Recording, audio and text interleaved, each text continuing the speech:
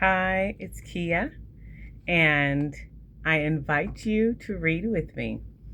I am reading a New York Times article this Sunday, and it is an opinion essay. The title is Gen Zers Are Ditching Sex. They Might Be Onto Something. Is celibacy cool now? This was written July 22nd, 26. It was written by Nadja Spiegelman, Christina Emba, and Carter Sherman. And it's a little video production too. But I'm going to go ahead and read it because that's interesting. As a Gen Xer, Gen X is pro sex for the most part. But data shows that Gen Z is in a sex recession. Technology, metoo, and a growing emphasis on platonic relationships are shaping how many people think about sex. As anxiety grows over falling birth rates and changing behaviors, Nadja Spiegelman, a Times Opinion culture editor, speaks with the journalists and researchers Carter Sherman and Christine Emba about why this shift might not be such a bad thing.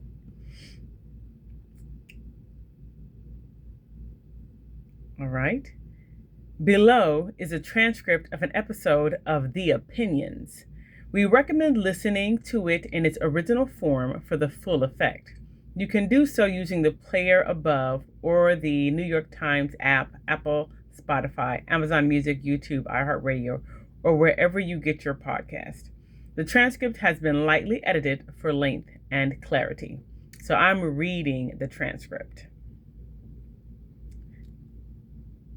Nadja Spiegelman. In one word or a small handful of words, how do you feel about people having less sex? Carter Sherman. I feel intrigued.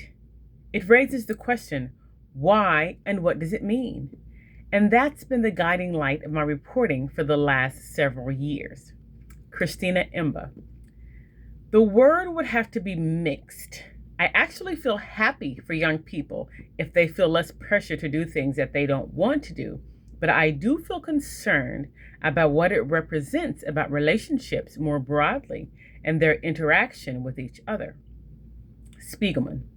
Americans are having less sex, and it's particularly visible among young people. There's a recent study that shows that 1 in 4 Gen Z adults say that they have not had sex, and the number of young people who haven't had sex in the past year has doubled from 2010 to 2024, from 12% to 24%. Christine, you've been reporting on sex and dating in the culture for a long time. What are you seeing about the causes behind this trend? Emba. The trend is notable, especially among millennials and Gen Z. Gen Z is doing a lot of things less frequently than their older peers used to, or at least later. They started driving later, they're moving out of their parents' house later, they're drinking later, or not at all. Sex is another thing that they are doing later for their peers, later than their peers. But I think the causes behind it are both manifold and, when you think about it, kind of obvious. I think one is, frankly, the internet and smartphones, where there's kind of a substitution effect. You could get dressed up and go out on a date and try to find someone to sleep with, or you could scroll your feed and watch pornography at home and not have to make all that effort and fear rejection. So the technology climate has a lot to do with it. Spiegelman. Carter, you've interviewed a lot of Gen Zers about sex. What have you seen or observed? Anything different from what Christine was saying? Sherman. I definitely second Christine's point, particularly about phones. This is not a trend that we're seeing just in the United States. I think it's notable that we're also seeing it abroad in countries like Japan and South Korea, which would point to there being some kind of global shared cause. And the emergence of smartphones and the social media that's on them is a very obvious culprit. That said, I don't think that there really is just one thing that we can pin the sex recession, as it's called, on. When I talk to young people, many of them bring up stuff like the political climate. It makes me feel more anxious to have sex right now. After the overturning of Roe versus Wade, there was a study that came out found that about 13% of millennials and Gen Z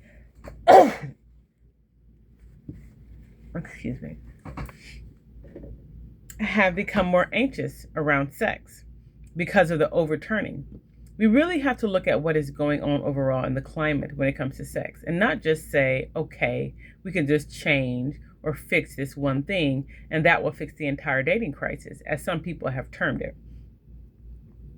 Spiegelman. There are a lot of possible reasons behind this sex recession. Christine, you were talking about phones. Carter, you were talking about Roe versus Wade. I also wonder if Me Too had an impact on young people and how they were thinking about sex. Emba. That's something that's definitely came up in my reporting with young people, and I've talked to millennials and Gen Z. I think one of the things that Carter was pointing out very correctly is that the entire social environment shapes how people move about, how they interact with each other, and maybe eventually how they have sex. So, first of all, we have to know that Gen Z has come of age in a very anxious time. There was COVID-19 and the pandemic. Everybody was stuck at home. Our political climate is, frankly, insane. And Me Too happened in 2017. So, a formative age for many people in terms of thinking about sex and dating and how to relate to other people. For young women, Me Too served as a moment in which they could say the current sexual climate or current sexual landscape maybe actually doesn't feel that great for me, and I feel like I'm allowed to say that publicly. There's less pressure on me to assent to things, which is a really good thing. I think for young women, however, they became really frightened, actually. There's one guy I remember interviewing who said that after Me Too, asking out a colleague in the workplace or hitting on a girl in public was like handing him a loaded shotgun. It was really dangerous and could have consequences for him. And I was like, that seems extreme. But I think a lot of conscientious young men noted that Me Too had happened. Women had been made uncomfortable in a number of circumstances that they hadn't known about and dialed back their own behavior, their own willingness to ask people out, to try to pursue sex on a date, or even try to persuade dating in some situations. And obviously, if you're not talking to potential sex partners, it is far less likely that you will have sex with them. Sherman. What I found in my reporting is that it's different for the genders, as Christine has talked about. But what I found really interesting is that when I talk to young men, and I should say that for my book, The Second Coming, I interviewed more than 100 young people under 30. And I've also covered gender and sexuality for 10 years now. I found that young men actually weren't all that moved by Me Too. And I think that is particularly an age thing, which, to Christine's point, she's talking about people being in the workplace. But many of the young people I was interviewing, they did not remember Me Too, which was sort of a dagger to the heart the first time I heard it, because it was so pivotal to me. And there was one young man I remember, 18 years old, who grew up in New York City, had just graduated high school right after we spoke. And he was talking about the ways that young men in his cohort talk about women. And he was using terms like bop and ran through, and things that really are not very friendly to women. Yeah, ran through was really the term that stuck with me. Spiegelman. I don't know the term bop. Sherman. Spiegelman. Is it not appropriate for a New York Times podcast? Sherman. It's not family friendly. Emba. Yeah, I don't know if we need to spell it out. Sherman. No. Look it up on Urban Dictionary if you feel so inclined after this. But what was striking to me is that he said this thing, he was like, you're talking about me too. And me too was about not sexually assaulting women. But I didn't understand it as like treating women as people. Like that's how I understood it. And he drew a line between affording women and girls full humanity and just not sexually assaulting them. I found that fascinating because it suggests to me that Me Too didn't really do much, as we maybe would have liked it to, that it didn't actually really change some of these mores as permanently as we might have liked, because people just don't remember. The thing I will say about young women, I totally agree with Christine. I have found that they have become more anxious. And I think part of this is because for the women who remember Me Too, it helped them recognize, certainly earlier than I did, that maybe something that happened to them that was wrong was actually a violation. That they should recognize this as sexual assault or sexual harassment, and they deserve to seek redress for that. They deserve to be made whole. But what these women have also found is that we didn't actually really see that many institutional changes after Me Too. Like, we have seen more HR trainings about sexual violence. We have seen some legislation about NDAs. But for institutions like colleges, we haven't actually seen an overhaul of the way that we address sexual violence. The same goes for K through 12 institutions. And so these young women walk around with a greater knowledge of how pervasive sexual violence is, and an understanding that if something happens to them, their institutions are not necessarily set up to help them in that instance. And that is just a culture of fear. It's an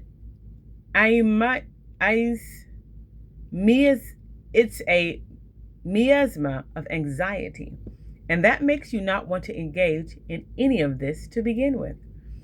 Emba, I think that's a great point. I think you're right to point out this distinction between millennials and older Gen Z, who might have had their sexual memory working when Me Too happened, and a younger generation who did not.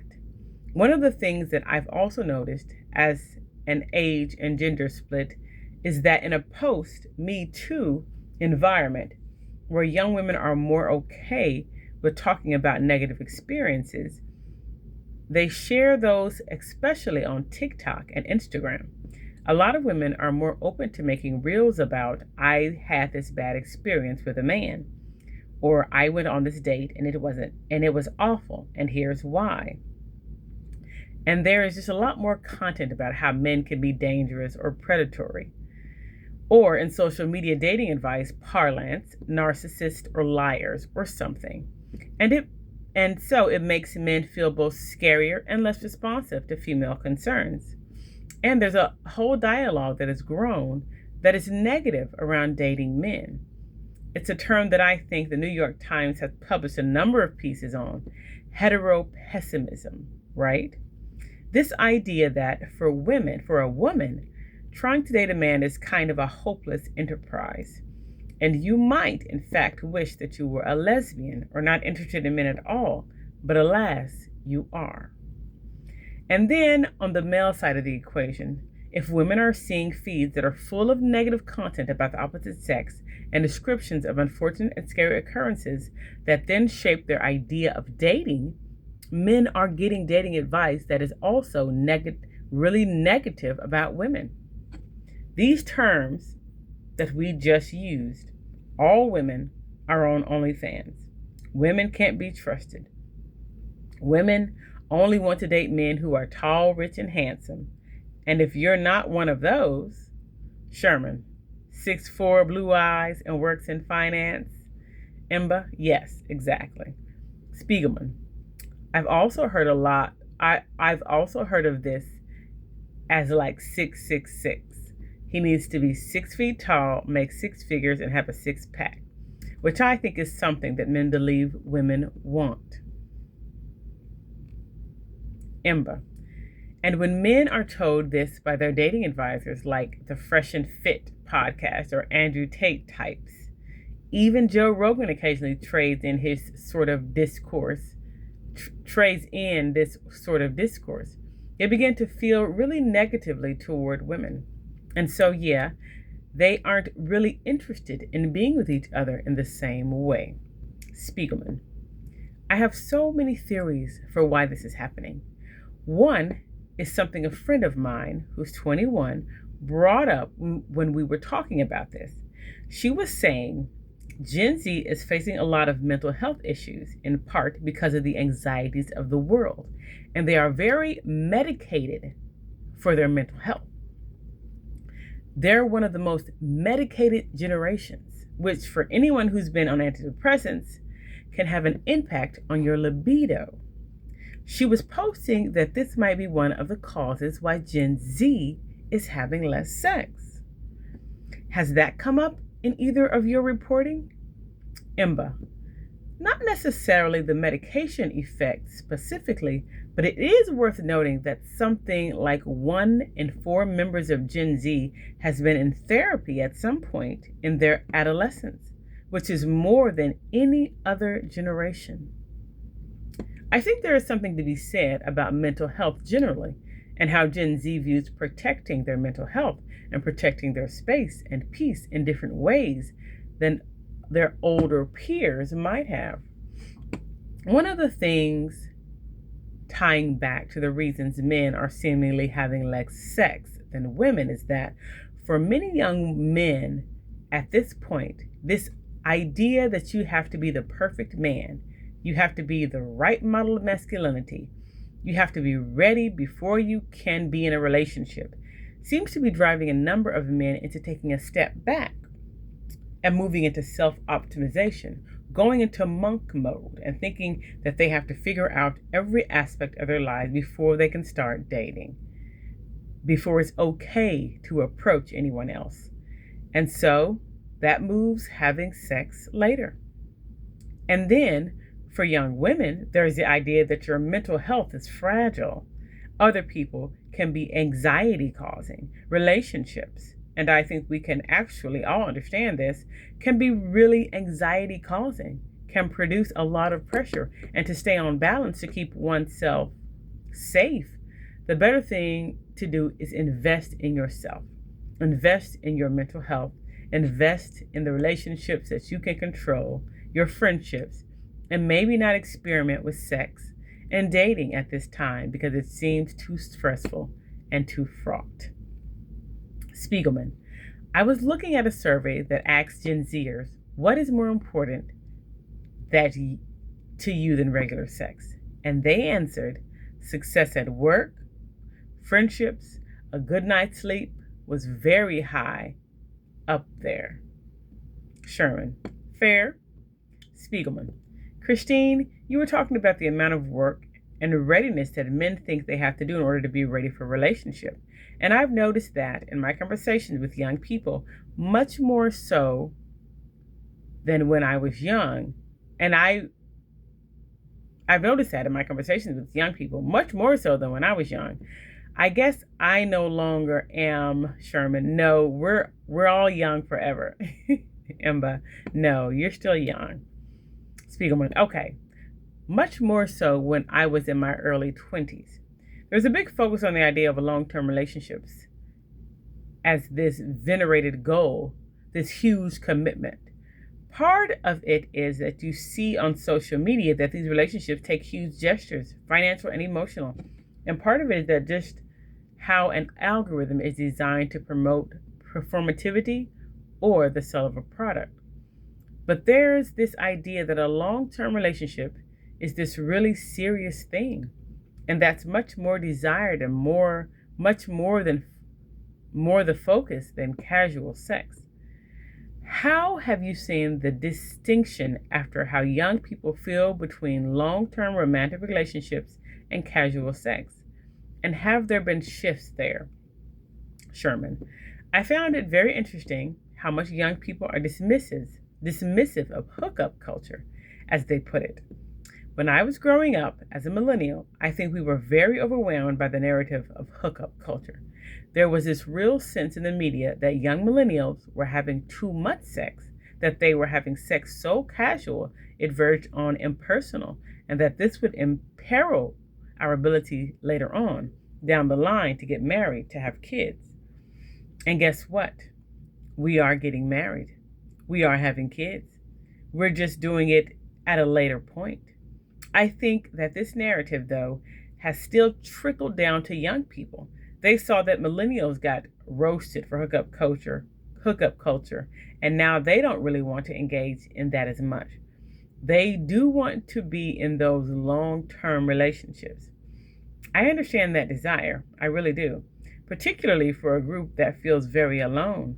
Having a person who feels like theirs, who feels like they are going to be a foundation for them and for their life.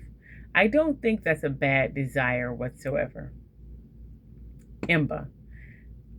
To go a little bit deeper into how that narrative has shifted, there was a spat of stories like Cat Person, the New Yorker short story that was just about a normal girl who goes on a date and hooks up with a guy and is grossed out by it.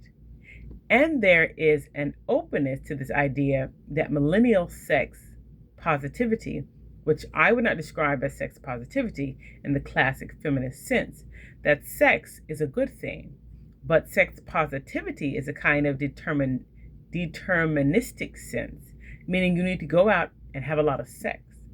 Otherwise, you're not a good feminist or a modern young person, etc. Was blown up a little bit.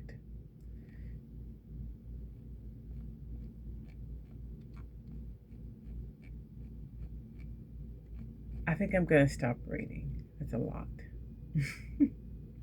But thank you for reading with me.